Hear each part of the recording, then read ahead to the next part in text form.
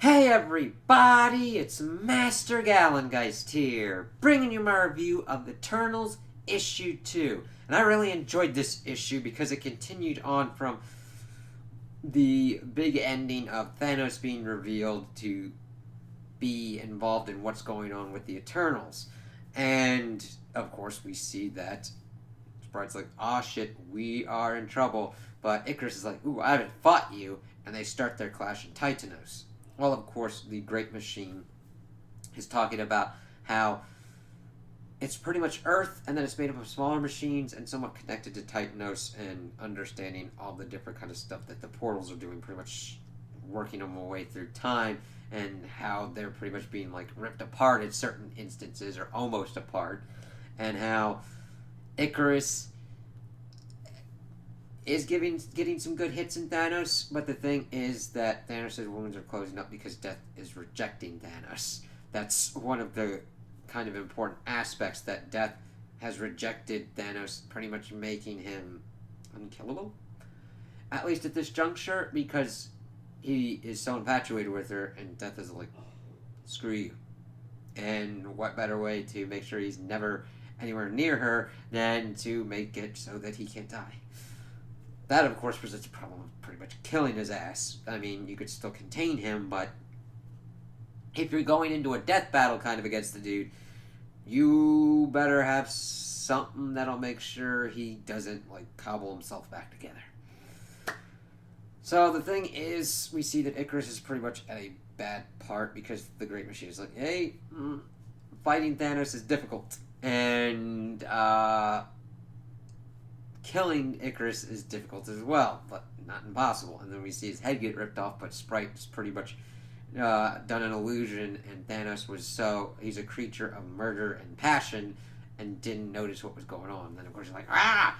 And Sprite's like, let's get out of here. Icarus is like, no, let me fucking do this. And Sprite's like, fuck no, man, no, I gotta get to Olympia. So they go to Olympia. Droog's like, what the hell's going on? Are we even sure that Thanos is here? You could probably match the freaking finger marks on my face to what went on with Zeus. And of course, they're like, alright, we'll see when Zeus gets back.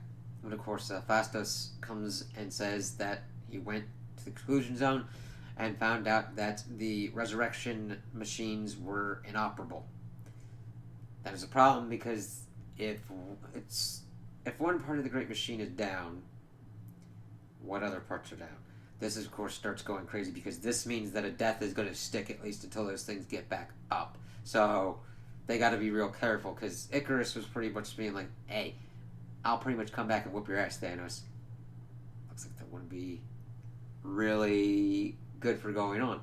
But it does work into the effect that it would work with Thanos' plan of undoing that kind of little snafu of the Eternals getting around death, right? They experience it, but they're able to come back from it. Droog's trying to figure out what's going on. He's like, well, that means we gotta select a new Prime. And, of course, Icarus is like, is this your thing? He's like, I don't have enough power for that to, like, figure out what's going on for this. And, like, political control for the Unimind to reach that decision. There's other people, even you would be. And then, of course, he starts trying to twist it back onto Icarus and Sprite and doing all that kind of stuff. Then, of course, in rocks in Cersei, who we learn from the Great Machine is, we know that Icarus is the arrow, Droog is the snake, Cersei's something else, and he just kind of leaves it at that. Cersei's like, listen, let's not get into this shit. Let me heal your shit. Icarus takes him. Phastos goes with them, and we get someone else introduced as they're pretty much trying to figure out. We also get an introduction, well, not an introduction, kind of distilled explanation of what was going on that would lead to Thanos and why people are very confused at him using the Great Machine because he's an Eternal, but he's not. What happened was that there were two factions within the Eternals. One that, like, they should just keep the Great Machine as it is, which represented about 70% of the faction. And then the other is that there should be modifications and everything kind of done to the Great Machine, which represented about 30. Of course, they were like, all right, let's conduct this experiment. This one dude then goes to Titan, trying to find one of the Uranites, and they start doing their own kind of thing and reestablish Titan. They of course have Thanos. Thanos then kills them, and all of Titan becomes the galactic criminal that he is. Of course, they then exclude the people responsible, Thanos' parents, and deem the experiment a failure. But it does show that there was another sect of Eternals within Titan, and given the proper authorizations, would be able to utilize what's going on with the Great Machine. We also got in this issue an explanation of Icarus and why he would trust the kind of stuff on Titanos. We see that he saw a monster and this child pointing at the monster. So he went to this beach. The kid's like, "Are you God?" He's like, "Oh my God." He's like, "If you see a monster or whatnot, let me know." And C goes through all these phases of history. He is a grandfather and he dies. He gets to the beach and he's like, "I never knew my grandfather." And it was the grandson. He's like, "Look!" And then that's, of course, when the monster came and Icarus was able to take it out. And because he was able to save them, they kept lighting those bonfires in times of need, even though their God didn't come. This is pretty much setting up for what's going on with Toby Robson at the end of this issue. Ooh, there's a lot of stuff that goes on in these issues, and it's really kind of cool. It's almost getting a little bit too much on the dense side, but I enjoy that kind of stuff sometimes because, okay, this is setting it up so we can get into that stuff. And the thing is, we've also got action in this. This is a lot of the kind of stuff that I look for in stories. So, Cersei pretty much heals Icarus while he's pretty much muttering Thanos, and she's like, "Stop messing with that. I will give you a scar because I got matter manipulation, you dillhole." And Sprite's pretty much laying down the wisdom of like, Thanos is out there, we need to fucking learn what's going on. And we also get another Eternal, Kingo, who evidently was offered a part in the movie Geostorm, just coming in because this is the Cabal trying to figure out what's going on. You know, there's a traitor in their midst because they're trying to figure out what's going on. They evidently have a week before the Great Machine. If it is not repaired, we'll pretty much end. Like, Earth will end in about a week. It's like,